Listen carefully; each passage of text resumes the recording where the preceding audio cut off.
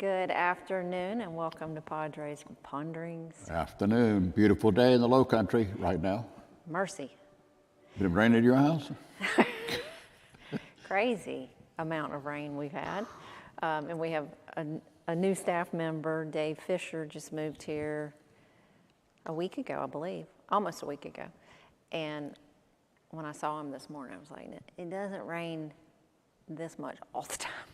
Because since he moved, it's been every day, torrential downpour. I said, this is not the norm. The big herons in the back, you know, the ponds that we have there, they're so smart. There's an overflow on each end of it. The herons stand there by the overflow on each end, and they catch the fish as they come. They ain't got to walk around anymore and look for them. The fish are headed. They're following the drift of the water. Right. They're right there just nailing them like salmon going upstream, and the bears are right in there waiting on them. That's what's happening out there. Herons they're feeding good. They're smart. Feeding good. Yes, sirree. Yes, sirree. It is rainy, but it's that season of the year when this is not unusual. Maybe the amount might be a little unusual, but we have that August showers, and they really start in July. Kind of overlap the middle of hurricane season. And then when the showers stop, then you watch out for the tropics and stuff. But who knows? Who knows? God's got his hands on the weather. Better him than me. Right. What you got on the thing over there? Oh, we have so many things Show and tell. on. Show and tell. We have a women's simulcast at the end of September, Priscilla Shire and her brother Anthony Evans. And we'll be streaming, I mentioned it last week, we'll be streaming the event. She's live in Baltimore. We'll be watching it here. It's called a simulcast. So we're watching it live from Baltimore in this building. Or are we streaming it from here? We are not streaming it on our website. We did not pay for the capability to do that. Yeah. So come to a free event. And the men are having a free event. And that's a date. This is a Saturday, September 24th. Okay. 9 o'clock is when it starts. And it's free. Come, ladies. I was just talking to somebody that, it's rare now that anything is free, so. Amen. And what are the men doing? The men are having, and this is really good for free. The men are having a low country boil on September the 9th, Friday night, on the historic campus outside. Hopefully the rain will not take place then. We already have about 98, 100 people signed up, signed up for that, which is amazing. That's wonderful. But low country boil, I'm not sure who's cooking this year, but it's so good. And literally they're getting the shrimp off the boat. That's great. You cannot beat that. That's great. And that is free. It's kind of the kickoff for men's ministry and small groups that are going to be starting back in September. So, lots of stuff. Sometimes money is an obstacle for people getting involved, and where you can eliminate that, then it's just a matter then of, do I want to come and get there? And participate. Do I want to allocate time for something like that? But you take away the biggest excuse sometimes that people use. Mm-hmm. We do. We try to offer quite a few. There are some things you have to pay for, or ticket. But we try to do quite a few free events and gatherings. And you got was on the email string today about the crafting things cranking up again. That's in October. That's we going haven't to had start that in back. a number of years now. We haven't had it. It's going to be different, which is not a bad thing. So it won't be replicating what we've done in the past for years and years. We've got a new group leading that, Sonia and Kat Robinson. And they will start meeting, I think, I have to look at the calendar. I think it's the first Thursday in October. And they'll start with prayer and worship and then get their hands in the hot glue and the glitter and the those crafty stuff. Those opportunities to get together for a fellowship and that's huge. And prayer and all that. They're just, to get together and do crafts, there's nothing wrong with that. But as a church ministry, there ought to be more to it than that. Mm-hmm. The crafts are not the end goal, so That's great, and they'll look forward to doing a crafts thing. So then we'll have a Christmas market, is what we're calling it, in November of 2023. It takes that long to make Then everything to sell. Once they get the routine going, then it'll be every year kind of deal. Yeah. Is that the idea? And then the money from that goes to outreach ministries through the women of the church. We try to pour into other ministries in the area, pregnancy centers, Young Lives, which is the Young Life ministry for teen moms and their children, sending them to camp, lots of different ways that we can help pour into other women in the community. That's great. They're going to do that in the parish hall? Parish hall looking good, isn't it? Parish hall's looking good. As a matter of fact, we got an amazing. As a matter of fact. Great lead-in. Show and tell again. We are, if you've ever been in the school campus, there are big art canvases all over the building of sports and that's what you call this, students is an and art different campus. events. This is Art canvas. it's a photograph on a stretch canvas. We got, I think we ordered 16 different pictures from different scenes throughout church life, and these will be going up in the parish hall this week on the newly painted walls. So the whole back area, we have pictures of baptism, which is this one. This is from, wasn't this when the church was first opened? Mm-hmm. What was Yes, the it name? was. Was it a dedication service? Yep. Bishop Lawrence was here. Yep. And then this is a great one of the youth from Passion Camp. So you'll see lots of new things in the parish hall, new countertops, And they're new sinks. representative of both campuses and activities All on both campuses campuses and all that. activities, yes. Yeah. So, Because when people something come, new. they come to one worship service and they need to, their horizons need to be broadened. Otherwise, all they know is the backs of the heads in front of them. They don't know everything else that's going on. So that'll be very helpful with that. And that'll fit right in with all the repainting and stuff that's going on Oh, over yeah. there. I was New over there the other countertops day. and New countertops look great. We're getting ready to put in, we're waiting on something with shipping. Have new AV equipment over there. Countertops, mirrors. Bathroom stalls. Bathroom stalls are coming in, I think, this week. Already got the new toilets. Mm-hmm. Tall toilets. So it looks nice. It looks really nice. Very fresh. It does. Very fresh. It's amazing what a little bit of paint Whole lot of paint. And- That's a big place. It's a Whole big lot of paint. and flooring. That's right. do. There's flooring and new flooring throughout. That's wonderful. That's great. Steady, drip by drip by drip. But we hadn't done a lot at the parish hall for a good while now, so that was long overdue. So there was a lot that had to be done. Then it's more maintenance and routine kinds of refurbishing things that are going on. And we actually, you wouldn't know this just by looking at it, but we blended this campus with the parish hall because the paint colors that we used in the parish hall for the repainting are the exact colors that we've used in the chapel. You know, little things like that are just ways to tie it together. You know, we got leadership coming up, and we got people from both campuses involved in that. That's great. Confirmation and strengthening your faith, strengthening your journey. I've got people from both campuses, all different services. So it's a way of cross-pollinating and getting people to see they're part of something much, much bigger than themselves. So what are you reading now? Well, there's a long pause there. Whoa, golly day.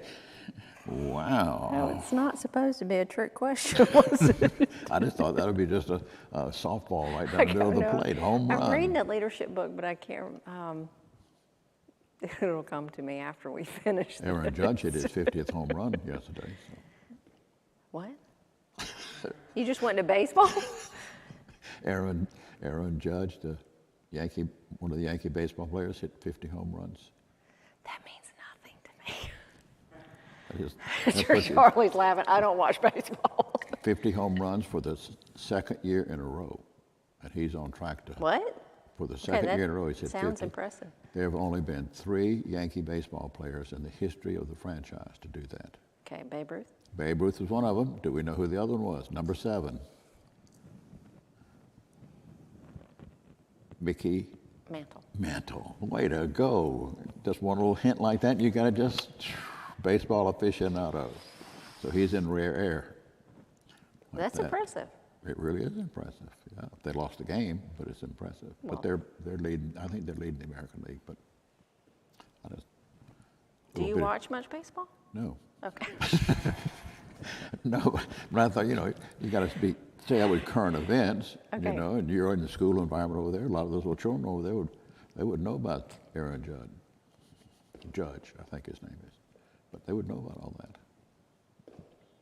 Wrote a new little saying in my book today. Oh, a quote? What is it? Quote: "No one learns by talking." Ooh. That's right. That's like my old geometry teacher, Colonel Russell, used to say, "An empty wagon makes the most noise." Oh, that's one of my favorite things that you say. It is rattle around. There's There's a so lot of much truth to that. there's a lot of talking going on these days. It's a lot, and talking today sometimes is with your mouth, but a lot of times it's in all the social Texting. media. Texting. Couldn't think the name there. Anyway, a lot of people talk like that. Not enough listening. So are you reading something? You skipped right over the book since I can't remember the name of the book I'm reading. Did you read that in something that you're currently reading? Yeah, reading the book that has been written by Jared Kushner. Really interesting. Oh, that just about came the out. White House and all that kind of stuff, and Arab-Israeli peace talks, and the Mexico and how the governments work, and how different they are, and how you negotiate for these huge things. Really is a very insightful kind of book. It's not about the politics. It's more about how things work in the big macro level of governments, and amazingly, how the micro level tries to control the macro level is really amazing. And the conflict if you want to change something, every country works the same way. If you want to change something, the career people don't want to change anything. And so you've got this built-in battle between elected people in every country, between the elected people and the career people. They don't want to change anything because it creates an element of insecurity, and they don't want that. They want things to be just like they are. They understand it, and they're not threatened by it. Somebody that wants to change something. And it's the same way in the military and all the rest of that. It's really amazing. Any organization. And I was listening to General McKenzie. He's retired 5 or 6 months ago. He was the general that was ahead over everything in Afghanistan when all that was going on. But the idea that you come up through the ranks, and here he's a 3-star general, and the military is all about obeying orders and all the rest of that, and tradition and everything. And then you move up into those top levels, and there you've got the past engaging with the present, and how you have to learn to defer. And when you're a 3-star general, you don't defer to many people in the military. There's not many people You're to on the defer top of the to. pile. Right. On the top of the pile. But when you get up there on the top of the pile, all of a sudden you realize in many ways you're on the bottom of the pile when it comes to getting things done, because all of a sudden you got a whole new set of bosses. In the military, you got one. He's the guy right over you. But you got a bunch of them, the other. And how complicated that really is. And how many hiding places there are in that too. When you're coming up through and you're a corporal looking up to your squad leader, there's one person that's in charge, one person where the buck stops. But boy, you get up in the top, there's a lot of people can hide. So anyway, that's another story. But nobody learns much by talking. That's very true. That could have been a part of your James sermon that you did a couple It weeks could ago. have been. Tongue trouble. I need to tuck that up. I'll go back in my folder and make a little note of that and drop it in there.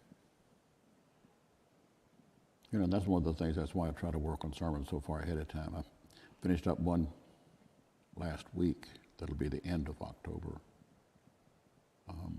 Been working on it for months, because you start working on it, you outline it, and then you're always listening for stuff to pick up, to little nuggets kind of things in there. So. And then this weekend we have baptisms on the historic campus. Not river baptisms, but regular baptisms. Be a crowd, 8. We have 7 children and 1 adult. 7 is that children right? and an adult. Being baptized at the historic campus. So I saw that your sermon is about parenting, challenges of parenting. Is that correct? And that's important this time of year. Not, School I mean, it fits in with starting. families and all the rest of that, but school starting and children starting to show a little bit and act up and all the rest of that. I got a story or two in there about that from back when I was headmaster, and so yeah, it's a, you know, and that's the other thing. You try to make sermons where they're relevant to what's going on. We have a lot of parents. Everybody needs help. Hundreds with of children parenting. across schools, so it's on target there. And then the one after that is way in, almost in the can too, and that's about ministering to your aging parents. Very pleased that we have so many retired folks whose parents are still alive, and they devote a huge amount of time to ministering to their parents. Sometimes they even get them to move from wherever they are and come and live with them, or live in the area, or they add on to their house, or whatever. Sometimes when they move to this area, they go ahead and get a house or provide a place in the house for their parents, because they know the time might come then, and all that role reversal will take place in there. Yeah. So working on that too. That's actually a big selling point for a house, is if you have a mother-in-law suite. Really? That's what it's called. Mother-in-law suite. So that means nobody expects the fathers to live there. They're gone. No need to plan for the old boy. He'll be out of here. But mom, she's going to be around a long time. I guess that's how it started, really. That's probably what it must be. Got that name, didn't it? Women live, right now, they live about 3 years Statistically. longer than men. That's not much. That's not much. I thought it was more than that. Women can live a long time in a nursing home. Average time for a man, 1.5 years. I remembered hearing that. 1.5 years. Phew. Through with that. Yep. But yeah, no father-in-law suite. Oh, that is cold, isn't it? I think if I I've was a never real estate thought about person, that, but- if I was a real estate salesman, I'd want to expand the market a little bit and say The this could, aged parent. yeah, the aging suite. parent. Yeah, something like that. Whoa, mother-in-law suite. Well, anyway, that has a root somewhere or another. We've got confirmation for the youth starts tonight. Great. Tonight's high school youth group and confirmation in 2 different parts of what we call the Mission Mall, which is the God's Goods complex, I guess you could Yeah, say. it's a big building. And then we got the adult one start Sunday night. And that'll be, starts with you in the church. Yeah, on the historic campus. All of it's, all the teaching for that, the 5 is on the historic Right. campus. Yeah. And I expect we'll have a pretty good group for that. I don't know, I haven't seen a list or numbers or anything. What's the most interesting thing that you say about that church that most people don't know?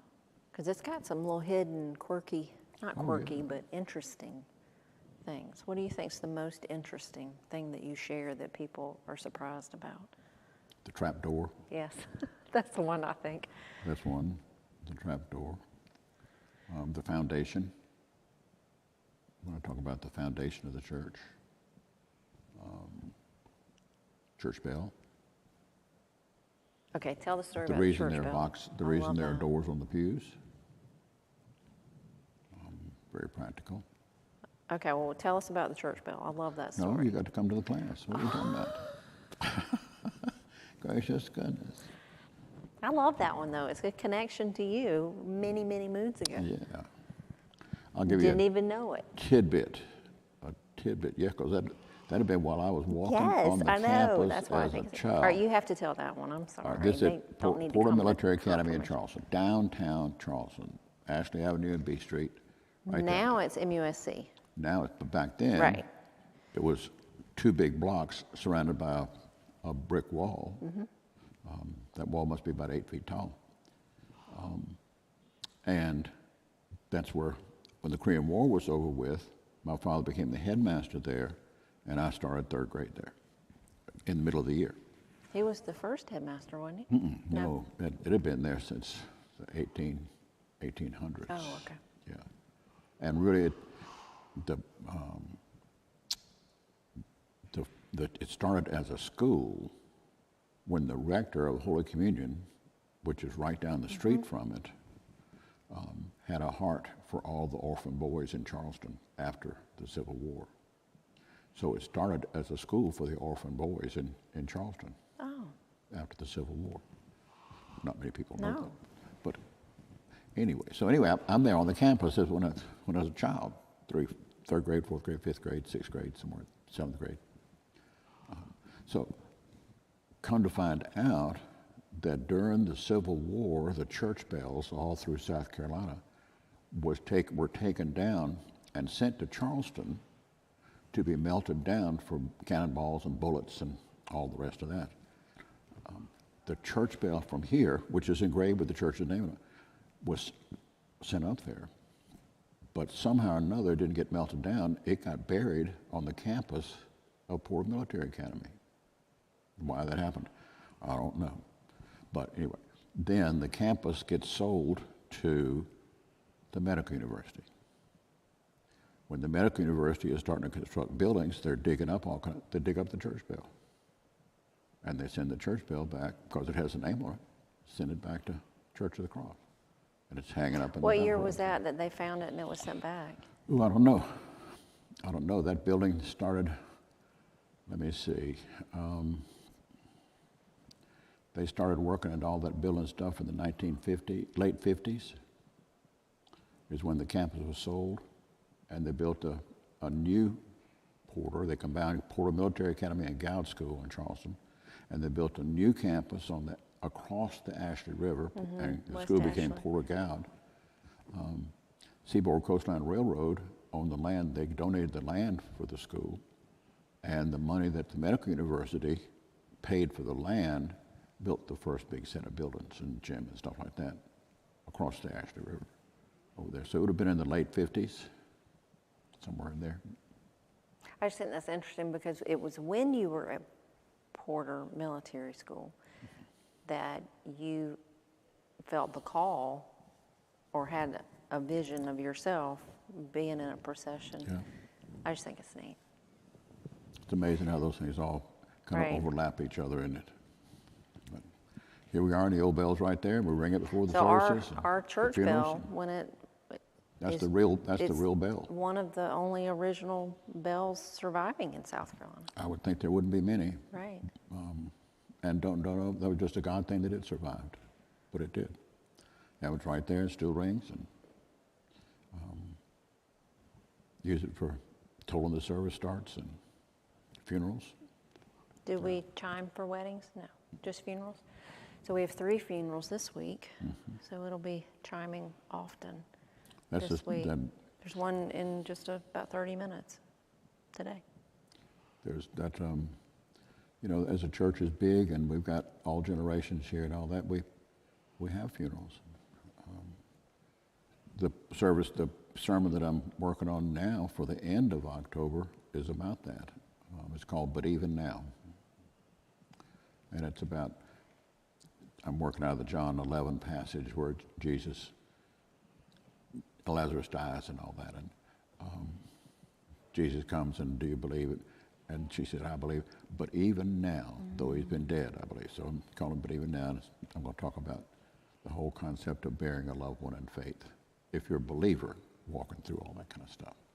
And the importance of the ministry you have after you've buried a loved one, that you're then prepared for ministry anew and with a renewed sense of urgency about the shortness of life. That's a good one too, I think. Will be. Will be. But again, that's just, in a parish this big, we're baptizing and burying in the same week. Mm-hmm. In the same week. And that's just the cycle of life. That's just how it works. And by God's grace, we have people that are living a long time, and we have some surprises as well. We have people being born in big numbers. Nathan's wife's Speaking of being born. When is that? That's pretty quick now. A week from today, Pastor Nathan's going to have a baby. Week from today. Lauren is thinking it could happen before then. I hope it does. But the scheduled is the 6th. Okay. Well, I hope it happens before then, too. I would think that would be a long time. It's a very long time. Those last 2 weeks, it's like, it's hard. You remember that? I do. You don't remember that. I do remember that. Whoa. It's hard. Yeah. Because you're just ready. You've prepared. You've done all of that. Laid the foundation for having everything ready, and it's just waiting. And we as humans don't do waiting very well. Did you do one of those natural childbirth things? No. Your mama didn't either. She said, "Wake me up when it's over. Pop it to me." Now they didn't do that. They don't do that anymore. Really? No. Whoa. No. Your mom wouldn't have liked that. Give me the shot. Give me the shot. So the waiting is hard. I wouldn't want to be in there and watch all that stuff. You know, that's a. I read a thing about a guy. His Now wife's the having the men baby, are and the labor was taking a long time, and he's there in the room with her eating pizza, and I'm thinking, this is wrong, wrong, wrong. But they just carry on a And conversation. he probably heard about that for a long time afterwards too. Whoa, man. Yes, things have changed. The men are very much present now. But we're what hadn't changed is for, babies are being born and people are dying. Yes, and we're And praying we're baptizing for, and burying, and that's just the rhythm of life. And the bigger a congregation is, the clearer the rhythm is. Yeah. In the Idylls of the King, one of the phrases in there that the poet wrote is that the old order changes, giving way to the new. That's what it is. Yep. So what else you got going on? You got a little show and tell today? Doing a lot of looking ahead and planning for 2023 now. I mean, we have a lot going on right now, but we have to look way in advance. So I had a very exciting call last week. I can't really share the details yet, but a very exciting call about something in May on our campus for women. Okay. Hopefully I'll be able to share soon. I haven't gotten the details yet. So But stay tuned. I'm very excited. Very excited. Very excited. So how can we tell the difference between when you're very excited and just kind of excited? My husband tells me my eyes get really big When you get very when I excited? get very excited. Okay. I don't know that I. And when I'm angry, my eyes apparently show the same thing. Get bigger. It's the teacher look. No, they get smaller. So I might not say anything, but if my eyes get smaller, that's the teacher look. You had one. I don't know that. Actually, just walking in the room, you had a perpetual teacher look is what it was. You know, I don't know that I'm that easily read. No, and that's why people get frustrated. So this leadership book, it's teaching you just to not react. So I have to watch my eyes. I'm kind of. You're very much so. The athletic director at Cross Schools is a church member, Susie Hollings, and I saw her yesterday in the hallway, and she said that the athletic director from Calhoun Academy came up to her at the game on Saturday, football game, and made a point to say that he had been at Thomas Sumter and that he knew Father Owens very well. Who was do you know who it was? Todd Layton. Oh, really? Mm-hmm. It really is a small world when, I mean. Who did he marry? Tisha Layton? Tisha? No, they dated, but they didn't get Oh, married. okay. Yeah, that's pretty impressive that you remember who somebody I dated. don't know how. in high school. I don't know where that name came from. Tisha. She was in my Tisha, class. what was? Watkins. Watkins. Okay. I'm really surprised you knew that. I'm surprised too. I didn't know it. A name came from out of nowhere there. Just came. T. I guess they both start with T or guess so, something. yeah. No, there's so many of those children from back then. You know, I can remember some of them, but I remember the names. If somebody will tell me the names, I remember the names, but I couldn't tell who was in your class or other things like that. Well, after 30 years, it would kind of blend together. You know, and the names. I remember the children when they were this big. Right. You know, well, now they're bigger and gray and old and whoa. If you look at them now, do you remember me? I don't have a clue who you are. How about give me a hint? You know? Like your name. Yeah, like your name. Yeah, I need more than a hint. I put a billboard. Where's your name tag? Something like that. Golly, you remember me? Oh God. You know that's the thing about it. The ones you remember them 30 years ago, or 40 years ago, or 50 years ago, the last time you saw them. Right. See. But gosh, I was working with children there from. Was it 28 or 30 years? I was 28 years there. So those children that. And you've been here. This is my 27th year. So, you know, that's 55 You're like, no, I years. don't. 55 years ago. Golly day. Son, how can I remember? They draw on Social Security now. I think I remember them from the 4th grade. Gee whiz. I wish I could have had that kind of memory. No, I don't either. You have, I mean, you can only retain so much in yeah. here. Oh yeah, you know. I remember when we were working with computers. You know, you had ready storage. In a big mainframe frame, you had ready storage, and that was there in the CPU. And then you had disk drives, and disk drives just coming in. You had tapes, and you stored information there. But what you needed real quick and used a lot was in the CPU, ready storage. That's how I got ready storage. So I keep the things that I use a lot pretty accessible. And then the other things I got to stop and think about. Need a few clues, something like that, to get into the disk drive in the backpack here. Remember something. It's back there. I don't think you ever forget anything. You just can't remember it readily. Right. There's stuff in there all the time. And by God's grace, it's all mostly good. It really is. Mm-hmm.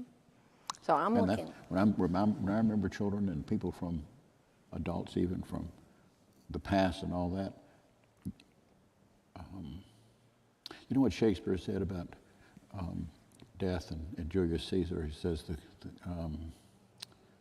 the evil men do lives after them, the good is often tarred with their bones.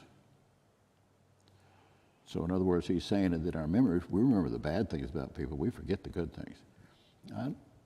My memory works different than that. I remember the good things and forget the bad things. I think that's how it ought to be. That's nice and rare. Oftentimes we don't remember the good things until someone has passed away, and then we start praising them, and that's so wrong. Yeah. No, I think that's the way it ought to be. Remember the good. You know, we all screw up. We're all growing up, no matter what age we are. Just, you know, remember the best about them, because the best about a person is a glimpse of the person that God created them to be. Yeah. You got to write that down. I'll have to go back and rewatch this and write it down. Write it down. Your nuggets. We have a women's event coming up in the end of January, beginning of February, and the speaker that we're having come in from Atlanta for that, and what her focus is and what her ministry is about telling people what they mean to you by writing letters. So she teaches you how to write a letter, and then she uses God's letters to us through the scripture. And I talked to her on the phone recently, and it was just really beautiful. She was talking about how important it is to tell people what they mean to you and the impact that they have all the time. and how powerful that is. And I bet everybody has letters that they've kept that mean something from years past. Probably so. I'll tell you about the boxes I have. In my desk, second drawer down on the right-hand side, I get lots of different notes from people. I stick them in there. You know. And then when the drawer fills up, I put them in a box. And so there must be 4 or 5 of those File big boxes. big boxes like that filled up with there. And then when you start catching hell, you just go in that drawer and pull out a few of them. It's like when in the sermon where you said, what were the National Archives have the contents of Abraham Lincoln's pockets the night he was assassinated, and he had clippings, newspaper clippings that were praising him. Yep. Like even he. And in Nathan's sermon this past week, Jesus is number 1. Most famous person or most well-known or impactful person in history, but Abraham Lincoln is top 5. He touched so a lot of even people. he needed the reminder of. That's right. Yeah, it's unusual, and there's a sadness about. We try to dig up the bad about people today. You know, we go back through history. Oh, this guy couldn't have been like that, and you try to do dirt and stuff. Waste of time. It is. It's a waste of time and energy, and it's not productive. Instead of looking in about, any way. instead of researching dirt on other people, everybody needs to be taking care of their own messy closet. That's true. So, we don't have messy closets. In order. Put my jeans down on the wrong end of the bench the other day.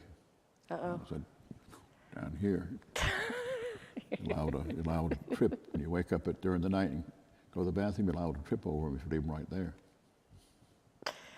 She is looking out for you in every way. Praise Thank God, you, I need all Becky. the help I can get.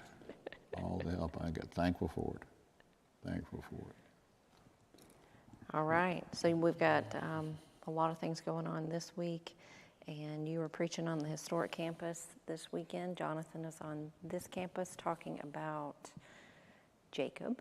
I'm pretty sure it's about Jacob. Jacob walking with God. Right. Yep, I'll be there. So looking forward to that. And I saw a thing this morning. The man who wrote all the Alpha stuff. Nicky Gumbel. Nicky Gumbel is He retiring retired? now. Yep. He was saying Brompton? Where that was he? Holy Trinity, Brompton, downtown London. Your mom and I went to a service there. It's an old church. And they've made it very contemporary. Took everything out. Took all the pews out, put chairs, and in the balconies you sit on the floor. They had the big marble altars just covered over with a sheet and stuff like that. But anyway, he said that the most productive, he was speaking of Jacob, Joshua, Caleb.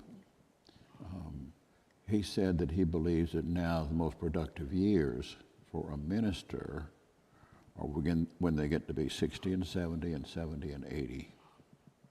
That to deal with all the challenges in this day and time, you have to have a degree of wisdom that only comes from time, from experience.